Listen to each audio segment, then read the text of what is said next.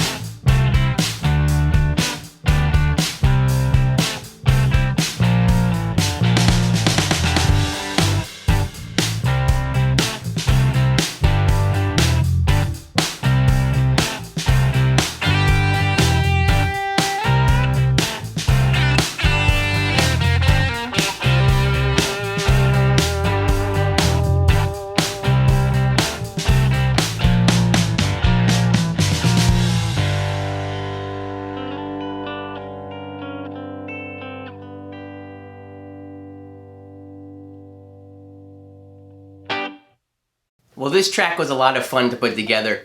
I have to admit I'm a little bit slow on getting on the Rolling Stones train. I grew up more of a Beatles fan, which I know might be blasphemy to some, but I really had a great time putting this together and I learned so much. I made a follow-up video to this, or a sister video I should say, where I was chasing the tones of Keith Richards. And it was really so cool to learn about his sound and also the way he tunes his guitar.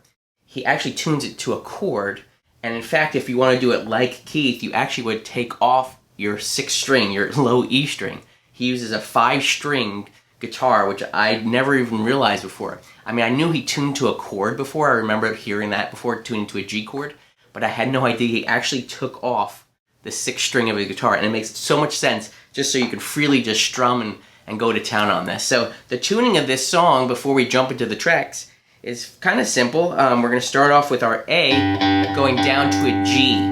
And a quick way to get you there is if you hit the harmonic on the 12th fret and then hit your open G, you can then tune your tuning peg down to match that.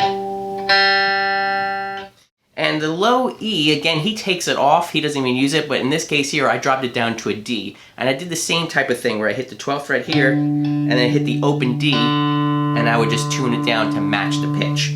So now we have those covered. You leave the middle strings alone. It's actually a G chord already, right? We have D, G, and B. And the last string, the high E, we're going to detune down to a D as well. So again, you can hit the harmonic now on the 12th fret of the D string, hit the open E string, and tune it down. So now you have a nice chord. So that's the tuning for this. Now guitar part 1 is basically playing off of a G chord and then adding a C chord on top of it. And that's what's so cool about this tuning is that you already have your full chords. You play it all with one finger and the open strings. But what's really nice is that he does a lot of times, he just elaborates the chord a little bit by doing these added chords. And then he comes up to the C, or I'm going to come up to the C, I should say, in my song, where I'm going to...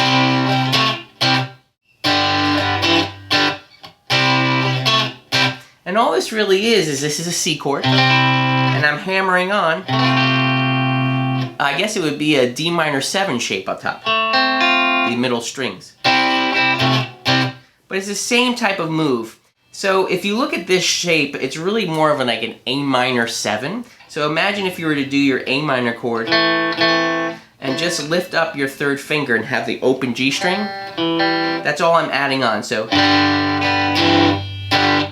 and the same shape up here, but now I'm going to play it with these 2 fingers. So my 3rd finger is on the 7th fret of the D string, and my 2nd finger is on the 6th fret of the B string.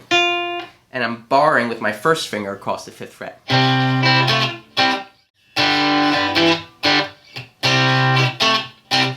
And the rhythm, kind of just keep it laid back. I noticed that he's very casual with his strumming.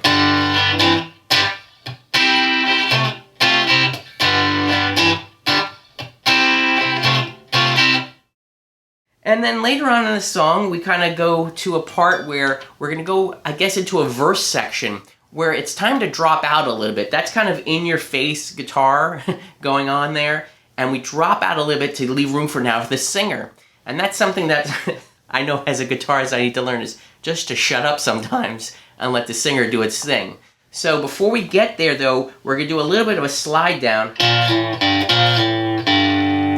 on these two strings. I guess this would be a B flat, slide down into the open G. So that part kind of goes like this.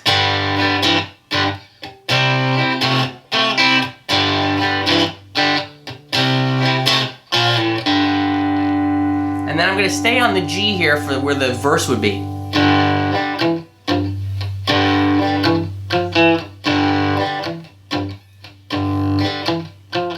And that should sound kind of familiar to us. This is kind of the standard type of blues thing that you might be used to in a shuffle.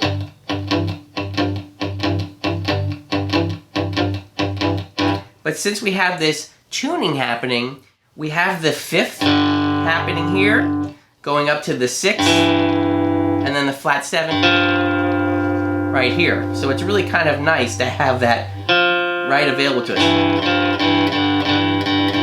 And the same thing can hold true if you wanted to carry on this idea. You can bring your C chord. To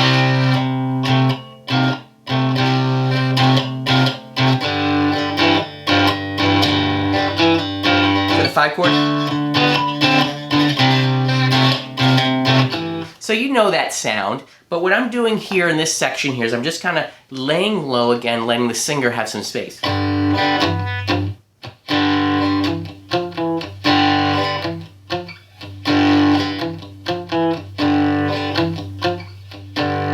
we're going to come to the C chord.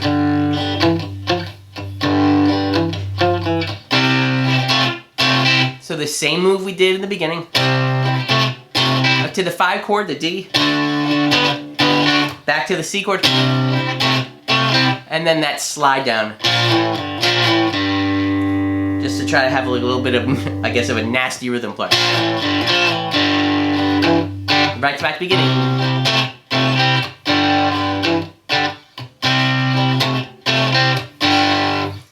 And then for the end, I basically just did those slides again. Oh, that was ugly. And then let it ring, and then chop it off at the end. So that was guitar part 1. A lot of fun. Just again, have more of a laid-back rhythm when you're practicing this one. And remember, the takeaway for me for this part was kind of leave space for the singer to sing. Now guitar part 2 is kind of very simple. It just adds a little bit of energy. And you know down here we have this G from part 1. Well, we're just going to do that an octave up. So now we can bar across with our first finger across the 12th fret. And do the same hammer-on move of that C chord. And that's really all we're doing for guitar part 2. Just to add a little bit of energy, we're just going to let it sit. And let it rest out while the other part's going. And then later on, when we're getting to that verse section where the first part's going, I just did a very basic kind of blues move where I'm playing basically the 5th, the D, and the B, the 3rd of the G chord. And just letting that ring out. And just a little bit of slide up, whole step down. And then right back into that part again, just to bring energy again when we come back in with the full chords.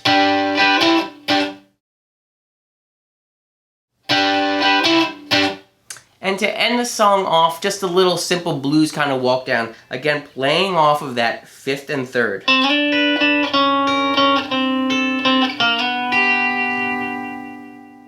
So that's a very simple walk down. You're kind of keeping your fingers in the shape. Going down a half step. And you're kind of ending up on this G chord here. So you're starting with a G chord and ending with a G chord. And that's really it. Now I really just debated to leave the song just like that, just with those two guitar parts. But when I was doing the tone chasing part, I had to figure out, what was the sound that he used on Satisfaction. And that was obviously one of the first fuzz pedals, I believe. And so I had to put a little bit of a fuzz part in, just a little bit of a solo, if you will, into the second part of the song. And it's very simple. All I'm gonna do is slide up to a G.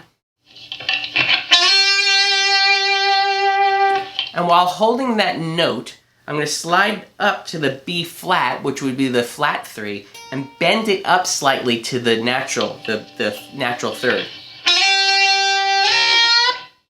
So that's a fun little blues move, right?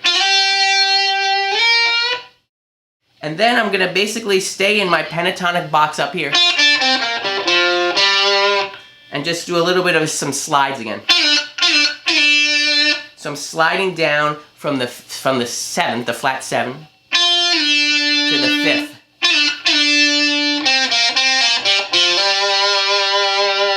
And just ending off on the G, on the root. And it's basically just a kind of like a pentatonic walk down.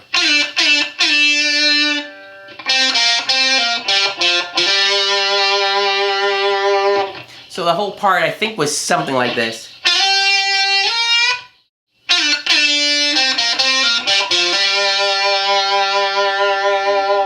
And add some good old-fashioned vibrato to that. Again, just a fun little solo part, just to add a little flavor to the song. So some practice tips for you. When you're getting used to this rhythm, I found that I was almost too precise, I guess, with my rhythm, which is very rare for me. I'm usually always rushing the beat.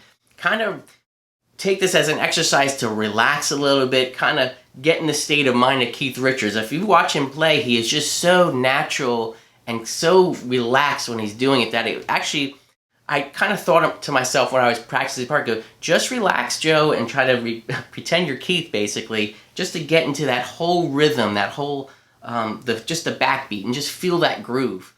So that's kind of just something to take away when you're practicing. Just kind of relax yourself and get into that groove. Remember, you can download these practice tracks for free in the description below. I give you 2 practice tracks. One of them is the full band, so you can hear the guitar parts, and the other one is just bass and drums, so you can actually even come up with your own parts if you want to, or practice these parts along with the original music. So again, practice tips, just take away just a nice relaxed rhythm, and experiment a little bit with doubling guitars if you're writing your own songs an octave higher. That was a nice little thing just to add a little bit of energy. And then remember, when there's a singer or if you have like some sort of lead instrument happening, it's okay to take your guitar parts and back them off and leave space for those other instruments or the vocalist. Well, that's another video down for this Inspired By series. If you found any value in this video whatsoever, please do me a favor and consider helping me grow the channel by subscribing down below and hitting the like button. All these things help me out, and I'm very grateful for that. And while you're down there, if you have an idea for an artist or a genre that you might like to see in this series, please leave it in the comments below. I really do value your feedback. As always, I wish you a great day.